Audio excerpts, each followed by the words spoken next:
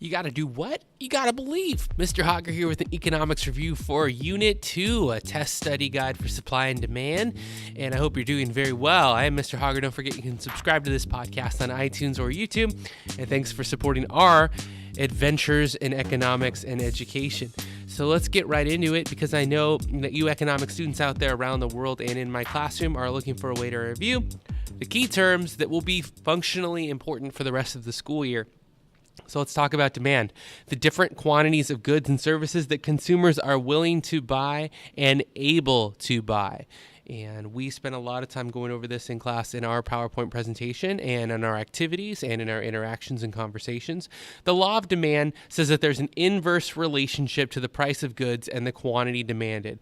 Quite simply, if I need water, my demand for water is always constant, but the ability for me to purchase that is going to determine the quantity that I demand. So at $8 at a sports game, or a wrestling event, who would go to that? I'm not willing or able to buy a large quantity. My demand is still there, but the quantity demanded is zero. A chart that would show this kind of a scale, that if the water price dropped and I started buying a greater quantity, that would be called a demand schedule, showing that at a low price, I'll buy a lot more. At a high price, I will buy almost none or little. So there's an inverse relationship between the price and quantity demanded. When the price goes up, the quantity I demand goes down. When that price, starts going down, the quantity that I demand rises, and that is true for all normal goods. So, for example, if the supply of oranges, because of the storm, there is a hurricane that is hitting Florida right now, and I hope everyone is being safe and is doing well in that corner of the country. But if it knocks the supply of oranges down, what would happen to the prices based on the substitution effect of other fruits? Well, sales of other fruits would increase then, because people would choose alternatives, they would make choices, and that would shift other fruits to sell more. If prices of a particular good are staying the same and incomes are rising, what happens to demand according to the income effect, right? We're talking about shifters of demand now. Nothing. If the prices stay the same and incomes rise, the demand stays the same, but the quantity demanded will increase. And I spent a lot of time talking about this idea that the demand, like I said for water at the top of the program today, would still be there, but the quantity would now go down. It's not that you don't want the product, but the quantity demanded goes down. Price is not a shifter of demand. Remember that as we go. Think about that. You still want the things that you want. You just can't afford it to buy as many. The point where supply curve, which would be the demand graph, the demand schedule graphed visually, and the supply curve, I'm trying to reverse my gestures towards the webcam. The point at which those lines meet is called the equilibrium point. And that is the spot where all of the economic providers are trying to reach, where the supply is efficient, the demand is eating up all that supply, and profits can be maximized. And sometimes these things don't work out exactly how they want to. Parappa the Rapper back there is a sign of Japanese pop culture, and we've had many examples where there is excess demand, when the supply of goods is not enough to meet the demands of a popular fad. That's called excess demand, and it's going to cause prices to rise when supplies are lower. And I don't just think about Parappa, but I think about Pokemon during my generation's upbringing, and these packs of like 11 trading cards, which are nonetheless pretty worthless now, but the packs were retailing, I think, $1.50 or $1.99, but during the scarcity, during the fad, during the excess demand periods, those packs got up to $5, $6, and $7 a pack, and it was a crazy crisis to try to run out and satisfy your child's demand for Pokemon. And I mentioned in class the other day, what if we could teach states and capitals and countries the way we teach Pokemon? Kids can know all 150 and collect them all. Wouldn't that be something? When the supply is greater than the demand for a product, the price goes down. So the same is true in the opposite form. Right now, there's still some demand for Pokemon, but if we had excess supply of millions of packs of Pokemon cards, we would not get $1.50. We would not get $1.99 a pack, and that price would fall. So a business is looking for a way to make a profit. That's when the revenue it generates is greater than its expenses. In my class, we did a Shark Tank project where students had to find out the best way to manufacture their product, analyze all the costs, what it would take to get to market and advertise, and how will they make a profit? How many do they need to sell? What do they project? And it was great fun. If you're not in my class, you should suggest that your teacher do that. Get in touch with me and I'll send you the details for that assignment. Prices are messengers of the economy. They send signals to consumers, to producers, and to workers. Considering the point of view of workers, prices have this effect. They signal demand for workers, right? If a price of goods is selling high, the workers' pay is going to increase and more people will want to work in that field.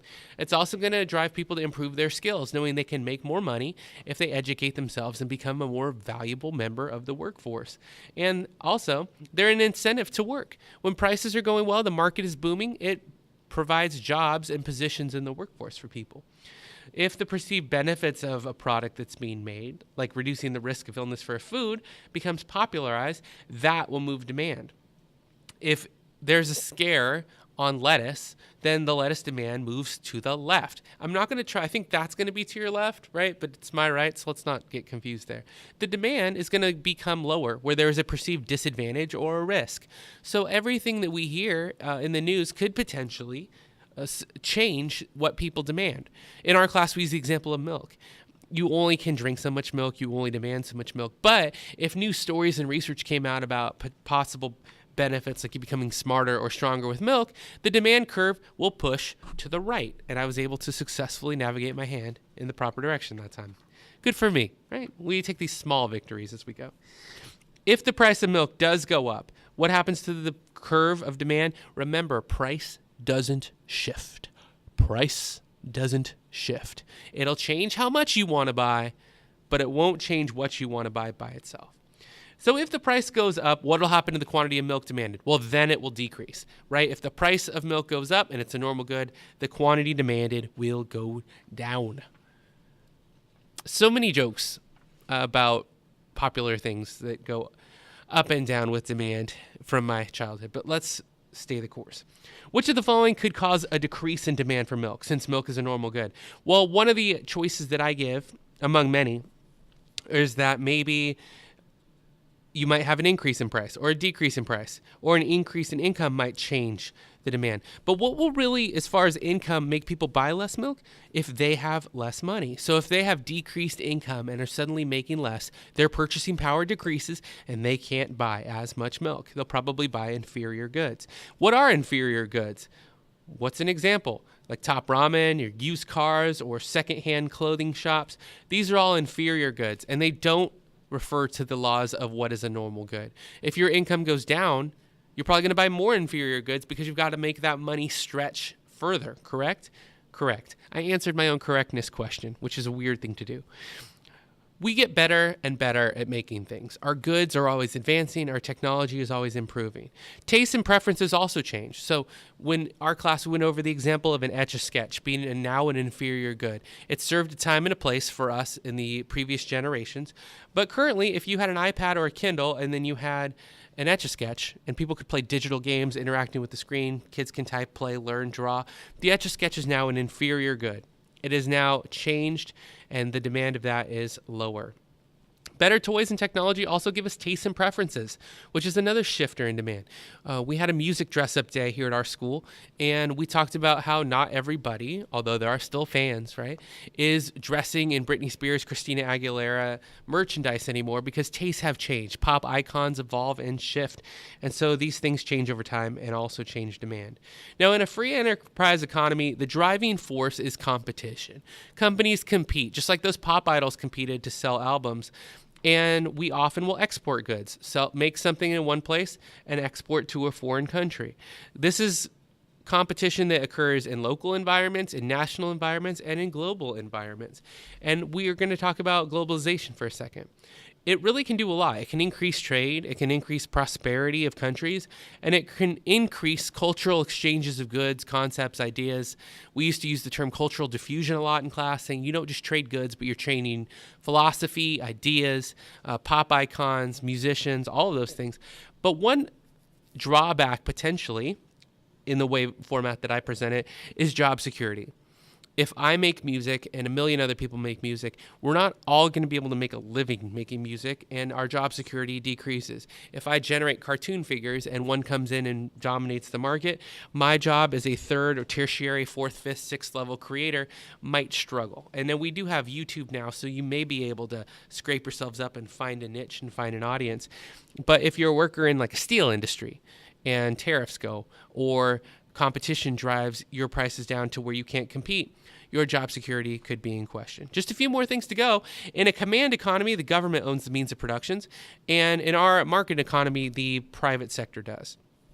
The substitution effect says that as the price of one product goes up, Pepsi and Coke, for example, demand for a similar product will increase, right? People will substitute their goods when it's necessary. Future expectation says that I'm not going to buy as much now if I know a sale's coming. Think about Black Friday retail sales and other examples where you know price is going to go down. Well, I'm not going to buy now, so sales right now will stagnate. Or when I know prices in the future are going to go up, like for gasoline, I might get gas today, causing current short-term increases. This is all really cool. I like this chapter a lot because I think you can see a lot of relative examples in the world around you. So the number of consumer shifters says you want to consider how many people affects the demand, how many people you can possibly market to. Again, Shark Tank is a big example of this. And the shifter of demand says we want new things, fads, and trends. That's tastes and preferences, which we've already talked about.